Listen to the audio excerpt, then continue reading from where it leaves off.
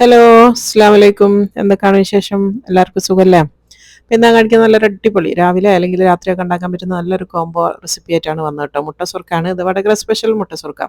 കണ്ണൂരും ഉണ്ട്, പക്ഷെ നമുക്ക് വടകര ഇതാണ് ഫേമസ് ആയിട്ടുള്ള ഒരു സാധനം. കണ്ണൂർ പിന്നെ പച്ചരിയും അതുപോലെ തന്നെ ചോറൊക്കെ വെച്ചിട്ട് വേറെ മുട്ട സുർക്ക ഉണ്ട്. ഇത് ശരിയായിട്ടുള്ള മുട്ട ചേർത്തിട്ടുള്ള മുട്ട സുർക്ക തന്നെയാണ്. പിന്നെ അതിൻ്റെ കൂടെ കഴിക്കാൻ വേണ്ടിയിട്ട് ഉണ്ടാക്കിയ നല്ല അടിപൊളി കോഴി പെരട്ടാണ് കേട്ടോ. കോഴി വറ്റിച്ചെന്നൊക്കെ പറയില്ല നമ്മൾ, അതാണ്. അപ്പോൾ കണ്ടു നോക്കുക, എല്ലാവർക്കും ഇഷ്ടമാവും. ഇഷ്ടമാണെങ്കിൽ ലൈക്ക് ചെയ്യാനും ഷെയർ ചെയ്യാനും കമൻറ്റ് ചെയ്യാനും ഒന്നും മറന്നു പോകരുത്. സബ്സ്ക്രൈബ് ചെയ്യാണ്ട് ആരെങ്കിലും കാണുന്നവരുണ്ടെങ്കിൽ പ്ലീസ് ഒന്ന് സബ്സ്ക്രൈബ് ചെയ്ത് സപ്പോർട്ട് ചെയ്യാൻ മറന്നു പോകരുത്. അപ്പോൾ അത് ആദ്യം തന്നെ ഞാൻ കറിൻ്റെ ഇതാണ് കാണിക്കുന്നത്. അപ്പോൾ ഞാനിവിടെ 1 കിലോ ചിക്കൻ എടുത്ത് വെച്ചിട്ടുണ്ട്. നന്നായിട്ട് ക്ലീൻ ചെയ്ത് വെച്ചതാണ്. ഒരു മീഡിയം സൈസ് ആയിട്ട് കട്ട് ചെയ്ത് വെച്ചതാണ് കേട്ടോ. ഒരു അത്യാവശ്യം വലുപ്പത്തിൽ ഒന്ന് കട്ട് ചെയ്ത് വെച്ചതാണ്. ഇനി അതിലേക്കൊരു മസാലയാണ് ഉണ്ടാക്കുന്നത്. ആദ്യം ഞാൻ 1/2 ടേബിൾ സ്പൂൺ ഇഞ്ചി വെളുത്തുള്ളി പേസ്റ്റാണ് എടുക്കുന്നത്. പിന്നെ വേണ്ടത് മുളക് പൊടിയാണ്. അപ്പം കൂടുതൽ വേണമെന്നുണ്ടെങ്കിൽ നിങ്ങൾ കൂടുതൽ ചേർത്ത് കൊടുക്കുക. ഞാനിവിടെ 1 ടേബിൾ സ്പൂണേ ചേർക്കുന്നുള്ളൂ. പിന്നെ ഒരു 1/4 ടീസ്പൂൺ മഞ്ഞൾപ്പൊടി വേണം. പിന്നെ വേണ്ടത് മല്ലിപ്പൊടിയാണ്. അതും 1 ടേബിൾ സ്പൂൺ തന്നെയാണ് ചേർത്ത് കൊടുക്കുന്നത്.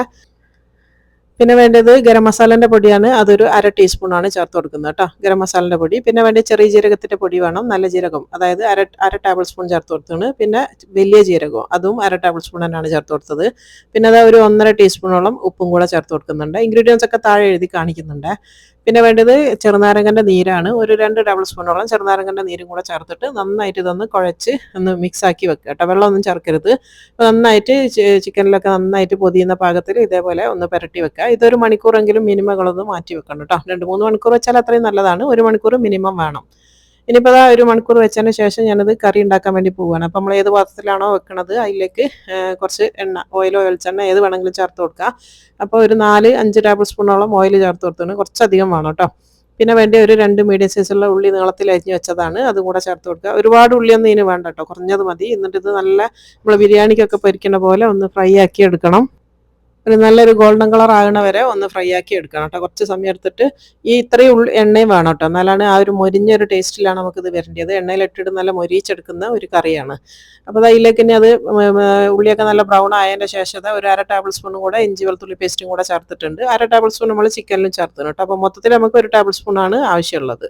അപ്പോൾ ആ ഒരു ഇഞ്ചി വെളുത്തുള്ളി 2 മിനിറ്റ് നേരം ഒന്ന് വഴറ്റിയതിന് ശേഷം ഇതിലേക്ക് ഒരു 2 മീഡിയം സൈസുള്ള തക്കാളി ചെറുതാക്കി അരിഞ്ഞതാണ്, അതും കൂടെ ഇട്ട് കൊടുത്തിട്ടുണ്ട്. എന്നിട്ട് ഇത് നന്നായിട്ട് ഒന്ന് വഴറ്റിയെടുക്കണം കേട്ടോ. തക്കാളി ഒന്ന് വെന്ത് ഉടഞ്ഞ് വരണം. അപ്പം നമ്മൾ ഓൾറെഡി ഇത് നമ്മളെ ഉള്ളി ബ്രൗൺ കളർ ആകണ വരെ നമ്മൾ വഴറ്റിയതുകൊണ്ട് ഇതൊന്ന് അടച്ച് വെച്ച് വേവിക്കലാണ് നല്ലത്. അല്ലാന്നുണ്ടെങ്കിൽ ഉള്ളി പിന്നെയും കരിഞ്ഞു പോകും. അപ്പോൾ അത് ചെറിയ തീയിലാക്കി വെച്ചിട്ട് നമുക്കിതൊന്ന് അടച്ച് വെക്കാം. ഒരു 2-3 മിനിറ്റ് നേരം ഒന്ന് അടച്ച് വെച്ച് വേവിച്ചെടുക്കാം. ഇപ്പോൾ അതായത് 2-3 മിനിറ്റ് കഴിഞ്ഞിട്ടുണ്ട്. നമ്മൾ തക്കാളിയൊക്കെ ഒന്ന് വെന്തുടഞ്ഞിട്ടുണ്ടാവും. ഒരു എണ്ണയൊക്കെ തെളിയുന്ന ഒരു പാകത്തിലൊക്കെ ആയിട്ട് വരും കേട്ടോ. ഇങ്ങനെ മൂടി വെച്ച് ചെറിയ തീയിൽ വേവിക്കുകയാണെങ്കിൽ തക്കാളി പെട്ടെന്ന് അങ്ങ് ഉടഞ്ഞ് വന്നോളൂ, എന്നാൽ ഉള്ളിയൊന്നും കരിഞ്ഞു പോവുകയില്ല. ഈ ഒരു രീതിയിൽ തന്നെ ചെയ്യണം കേട്ടോ, എന്നാലാണ് ഇത്രയും നല്ല ടേസ്റ്റ് ഉണ്ടാവുള്ളൂ. ഇനിയിപ്പോൾ അതിലേക്ക് ഒരു 2 ടേബിൾ സ്പൂൺ ടൊമാറ്റോ പേസ്റ്റാണ് ചേർത്ത് കൊടുക്കുന്നത്. അപ്പോൾ നിങ്ങളുടെ കയ്യിൽ ഇനി ടൊമാറ്റോ പേസ്റ്റ് ഇല്ലാന്നുണ്ടെങ്കിൽ ടൊമാറ്റോ കെച്ചപ്പ് ചേർത്ത് കൊടുത്താലും മതി.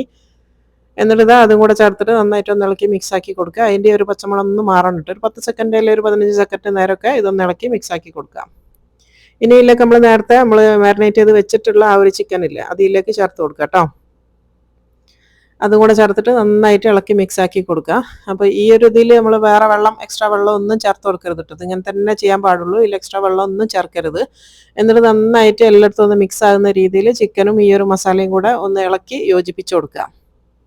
എല്ലായിടത്തും ഈ ഒരു മസാല വരുന്ന രീതിയിൽ യോജിപ്പിച്ച് കൊടുക്കുക. ഇനിയിപ്പോൾ ഇതിലേക്ക് ആവശ്യത്തിന് ഉപ്പ് ഞാൻ നോക്കിയപ്പോൾ കുറച്ച് ഉപ്പ് കുറവുണ്ട്. അപ്പോൾ ഞാനതൊരു നുള്ളും കൂടി ഒരു 1/2 ടീസ്പൂൺ കൂടെ ഉപ്പ് ഇട്ട് കൊടുത്തിട്ടുണ്ട്, നോക്കിയിട്ട് ചേർക്കുക. പിന്നെ അത് അതിലേക്ക് കുറച്ച് കറിവേപ്പില ഇട്ട് കൊടുക്കുന്നുണ്ട്, പച്ചക്കറിവേപ്പില. പിന്നെ അതാ പച്ചമുളക് കേട്ടോ, ഞാനിവിടെ പച്ചമുളക് കീറിയിട്ടില്ല. നിങ്ങൾക്ക് വേണമെങ്കിൽ കീറി ഇട്ട് കൊടുക്കുക. ഞാനിപ്പോൾ ഇങ്ങനെയാണ് ഇട്ട് കൊടുത്തത്. ഇനിയിപ്പോൾ അതൊന്ന് അടച്ച് വെച്ചിട്ട് ചെറിയ തീയിൽ ഒരു 10 മിനിറ്റോളം അത് വേവിക്കണം. ഒരു 5 മിനിറ്റ് കഴിഞ്ഞാൽ നമുക്കിതൊന്ന് തുറന്നിട്ട് ഒന്ന് ഇളക്കി ഇട്ട് കൊടുക്കണം കേട്ടോ. ചെറിയ തീയിലാണ് ഇത് വേവിച്ചെടുക്കേണ്ടത്. പിന്നെ വേറെ എക്സ്ട്രാ വെള്ളം ഒന്നും ചേർക്കാൻ പാടില്ല. അപ്പോൾ ഈ ഒരു ഗ്രേവി തന്നെ കിടന്നിട്ട് നമ്മൾ കുറച്ചധികം എണ്ണ വെച്ചിട്ടുണ്ടല്ലോ, ഒരു 4-5 ടേബിൾ സ്പൂണൊക്കെ എണ്ണ വേണം. എന്നിട്ട് ആ ഒരു എണ്ണ കിടന്നിട്ട് മൊരിഞ്ഞിട്ട് ഇതിലുള്ള ഗ്രേവിയും അതുപോലെ ചിക്കനൊക്കെ മൊരിഞ്ഞിട്ടൊന്ന് വെന്ത് വരണം. ഇനിയിപ്പോൾ ഒന്നും കൂടെ അടച്ച് വെക്കുന്നുണ്ട്, ഒരു 5-6 മിനിറ്റും കൂടെ കഴിയട്ടെ. അപ്പോൾ അത് ഒരു 5-6 മിനിറ്റും കൂടെ കഴിഞ്ഞിട്ടുണ്ട്. ആദ്യം നമ്മൾ 5 മിനിറ്റ് കഴിഞ്ഞപ്പോൾ തുറന്ന് ഒന്ന് ഇളക്കി ഇട്ട് കൊടുത്ത്. ഇനിയിപ്പോൾ അത് അടുത്ത 5-6 മിനിറ്റും കൂടെ കഴിഞ്ഞതിന് ശേഷം ഒന്നും കൂടെ ഒന്ന് തുറന്നിട്ടുണ്ട്. ഇതിപ്പോൾ റെഡിയാണ് കേട്ടോ. നമുക്ക് തീ ഓഫ് ചെയ്യാം. ഇതിപ്പോൾ കണ്ടില്ല, നമ്മൾ ആ ഒരു എണ്ണയൊക്കെ തെളിഞ്ഞ് നല്ല പാകത്തിലായിട്ടുണ്ട്. ഇതിനൊരു പ്രത്യേക ടേസ്റ്റാണ് കേട്ടോ. ആ ഒരു എണ്ണ കിടന്ന് വറ്റി വന്നിട്ടുള്ള നമ്മളെ എന്താ പറയുക, വറ്റിച്ചെടുക്കുന്നതെന്നൊക്കെ പറയില്ല, ആ ഒരു ടേസ്റ്റാണ് ഇതിനത്. കോഴി വരട്ടിയെന്ന് പറയാം ഇതിന്. അടിപൊളി ടേസ്റ്റാണ്. അപ്പം പറയുമ്പോൾ തന്നെ വായിൽ വെള്ളം വരുന്നുണ്ട്. നല്ല ടേസ്റ്റാണ് കേട്ടോ. ഇനിയിപ്പോൾ നമുക്ക് ഇറക്കി വെക്കാം. നമ്മൾ അടിപൊളി കറി ഇവിടെ റെഡിയായി. ഇനിയിപ്പോൾ അടുത്ത് നമ്മളെ മെയിൻ താരം ഇന്നത്തെ മുട്ട സുർക്ക കേട്ടോ. ഇത് നമ്മളെ വടകരയുള്ള സ്പെഷ്യൽ മുട്ട സുർക്കാണ്. അപ്പോൾ കണ്ണൂരേക്കൊക്കെ മുട്ട സുർക്ക ഉണ്ട്, പക്ഷെ അവർ മുട്ട ചേർത്തിട്ടും ഇല്ലാണ്ടും ഒക്കെ ഉണ്ടാക്കലുണ്ട്. ഇത് നമ്മളെ വടകര മാത്രം ഉണ്ടാക്കുന്ന ഒരു മുട്ട സുർക്കൻ്റെ റെസിപ്പിയാണ്. ഈ സെയിം സാധനം കണ്ണൂർക്കാരും ഉണ്ടാക്കുന്നുണ്ട് കേട്ടോ. അപ്പോൾ ഇതെന്ന് വെച്ചാൽ പൊന്നി അരിയാണ് സാധാരണ ഉപയോഗിക്കുക. അത് ഒരു നേരിയ ചൂടുവെള്ളം വെച്ചാൽ നമുക്ക് തീരെ ചൂടില്ലാത്തൊരു വെള്ളമില്ലേ, നേരിയ വെള്ളം അതിൽ ഇട്ടിട്ട് പൊതിർത്തി വെക്കേണ്ടതാണ്. ഞാനിവിടെ എടുത്ത അരി എന്ന് പറയുന്നത് പൊന്നിയല്ല, എനിക്കിവിടെ പൊന്നി കിട്ടാത്തതുകൊണ്ട് ഞാൻ സെല്ല ബസ്മതി റൈസ്, നമ്മൾ മന്തിയൊക്കെ വെക്കുന്ന ആ ഒരു റൈസ് ഇല്ല, മഞ്ഞ നീളത്തിലുള്ള ആ അരിയാണ് ഞാൻ നേരിയ വെള്ളത്തിൽ പൊതിർത്തി വെച്ചതാണ് കേട്ടോ. ഒരു 4-5 മണിക്കൂറെങ്കിലും മിനിമം വേണം. ഓവർനൈറ്റ് വെച്ചാൽ അത്രയും നല്ലതാണ് കേട്ടോ. ഈ ഒരു റെസിപ്പി എൻ്റെ ഫ്രണ്ട് നസീറിൻ്റെ അടുത്ത് നിന്ന് ഞാൻ ചോദിച്ചറിഞ്ഞ് വാങ്ങിയതാണ് കേട്ടോ. കാരണം എന്താണെന്ന് വെച്ചാൽ വടകരയുള്ള സ്പെഷ്യൽ ആയതുകൊണ്ട് ഞാൻ ആരെങ്കിലുമൊക്കെ ആയിട്ട് ഒന്ന് ഉറപ്പ് വരുത്തലുണ്ട്. അപ്പോൾ അതാ ഈ ഒരു ഇതിലേക്ക് ഇനി വേണ്ടിയെന്ന് പറഞ്ഞാൽ 2 കപ്പ് അരിയാണ് ഞാൻ അതിൽ പൊതിർത്തി വെച്ചത്. ഇനിയിപ്പോൾ അതിലേക്ക് 4 മുട്ടയാണ് എടുക്കുന്നത് കേട്ടോ. ഒരു കപ്പ് അരിക്ക് 2 മുട്ട എന്നുള്ളതാണ് കണക്ക്. അപ്പോൾ ആ ഒരു അരി ഞാനിത് കഴുകി കൊണ്ടുവന്നിട്ടുണ്ട്. ഇനിയിപ്പോൾ 4 മുട്ട എടുത്തിട്ടുണ്ട്. ഇത് നമുക്ക് മിക്സിയിലിട്ടിട്ട് നന്നായിട്ട് അരച്ചെടുക്കണം കേട്ടോ. അപ്പോൾ ഞാനിവിടെ ചെറിയ എൻ്റെ മിഡിലുള്ള ഒരു മിക്സിയാണിത്. അപ്പോൾ ഇതിൽ അങ്ങനെ അധികം കൊള്ളൂല. അപ്പോൾ ഒരു 3 ബാച്ചായിട്ടാണ് ഞാൻ അരച്ചെടുക്കുന്നത്. അപ്പോൾ ഇതിലേക്ക് ആദ്യം 2 മുട്ട ചേർത്ത് കൊടുക്കുന്നുണ്ട്. പിന്നെ ആവശ്യത്തിന് വെള്ളം ഒഴിച്ചു കൊടുക്കുക. വെള്ളത്തിന് അങ്ങനെ കറക്റ്റ് അളവില്ല, എത്രത്തോളം കട്ടിയാക്കി അരക്കാൻ പറ്റും നിങ്ങൾ അത്രയും നല്ല കട്ടിയായിട്ട് അരച്ചെടുക്കുക കേട്ടോ. ഓരോരുത്തരുടെ മിക്സിയിൽ ചിലപ്പോൾ എത്ര വെള്ളം ഒഴിച്ചാലാണ് അരഞ്ഞ് കിട്ടുക എന്നുള്ളത് പറയാൻ പറ്റില്ലല്ലോ. അപ്പോൾ അതാ ഈ ഒരു രീതിയിൽ ഞാൻ വെള്ളം ഒഴിച്ചു കൊടുത്തിട്ടുണ്ട്. ഇനി ഇത് നന്നായിട്ട് നല്ല മഷി പോലെ ഇത് അരച്ചു കൊണ്ടുവരണം കേട്ടോ. അതാണ് നോക്കിയെടുക്കേണ്ടത്. ആദ്യം തന്നെ കട്ടിയിൽ അരച്ചാൽ മതി. ഇപ്പോൾ അതായത് നന്നായിട്ട് നല്ല കട്ടിയിൽ അരച്ചു കൊണ്ടുവന്നിട്ടുണ്ട്. നല്ല ഫൈൻ പേസ്റ്റ് ആയിരിക്കണം, തീരെ തരിയൊന്നും ഇല്ലാണ്ട് കേട്ടോ. അപ്പോൾ അത് ഞാനിത് വേറൊരു പാത്രത്തിലേക്ക് മാറ്റി കൊടുക്കുന്നുണ്ട്. അപ്പോൾ ഇതേപോലെ തന്നെ ഇനി അടുത്ത 2-3 ബാച്ച് ഇതാ ഞാൻ അരച്ച് കൊണ്ടുവന്നിട്ടുണ്ട്. ഇനി ഇതാ മൂന്നാമത്തതും ഇതാ. അപ്പോൾ നന്നായിട്ട് അരച്ചെടുത്തിട്ടുണ്ട്. ഇനി ഇതിലേക്ക് ആവശ്യത്തിന് ഉപ്പ് ചേർത്ത് കൊടുക്കുക. ഞാനിവിടെ 1 ടീസ്പൂൺ നിറച്ച് ഉപ്പിട്ട് കൊടുക്കുന്നുണ്ട്. എന്നിട്ട് ഇത് നന്നായിട്ട് മിക്സ് ചെയ്യുക. കാരണം അത് 3 പ്രാവശ്യമായിട്ട് നമ്മൾ അരച്ചെടുത്തതല്ലേ, അപ്പോൾ നന്നായിട്ട് മിക്സ് ചെയ്യുക. മാക്സിമം നിങ്ങൾ കട്ടിയിൽ തന്നെ അരച്ചെടുക്കുക. കാരണം നമുക്ക് വെള്ളം 1 ടേബിൾ സ്പൂൺ 2 ടേബിൾ സ്പൂണൊക്കെ പിന്നെയും ചേർത്ത് നമുക്ക് ലൂസാക്കി എടുക്കുക. ആദ്യം തന്നെ ലൂസായി കഴിഞ്ഞാൽ പിന്നെ ഇതൊന്നും ചെയ്യാൻ വേണ്ടി പറ്റൂല കേട്ടോ. അപ്പോൾ അത് ഈ ഒരു രീതിയിൽ ഞാൻ നന്നായിട്ട് മിക്സ് ചെയ്ത് എടുത്തിട്ടുണ്ട്. ഈ ഒരു കട്ടിയിലാണുള്ളത്. അപ്പോൾ ഞാനിതിവിടെ ഒന്ന് കവർ ചെയ്ത് വെക്കുന്നുണ്ട്. കാരണം ഞാൻ നേരത്തെ കാണിച്ച കറി ഉണ്ടല്ലോ, അത് ഞാൻ ഈ സമയത്താണ് ഉണ്ടാക്കാൻ വേണ്ടി പോകുന്നത്. അപ്പോൾ ആ ഒരു സമയം ഒരു അരമണിക്കൂർ ഞാൻ എടുക്കുന്നുണ്ട്, ഇതൊന്ന് റെസ്റ്റ് ചെയ്യാൻ വെക്കുന്നുണ്ട് കേട്ടോ. നമ്മളൊരു കറി ഉണ്ടാക്കുന്ന ഒരു സമയം മതി. ഇപ്പോൾ അത് അരമണിക്കൂറിന് ശേഷമാണ് ഇത്. അപ്പോൾ നമ്മൾ നേരത്തെ അരച്ച് വെച്ചിട്ടുള്ള ആ ഒരു മാവ് കണ്ടില്ല, അപ്പോൾ നല്ല കട്ടിക്കാണുള്ളത്. അപ്പോൾ ഒന്ന് ഇളക്കി നോക്കുക അപ്പോൾ എത്ര കട്ടി ഉണ്ട് എന്നുള്ളത് കണ്ടില്ല. ഈ ഒരു രീതിയിലാകുമ്പോൾ നമുക്ക് 1-2 ടേബിൾ സ്പൂൺ വെള്ളം ഒഴിച്ചിട്ട് ഒന്ന് മിക്സ് ചെയ്താൽ മതി.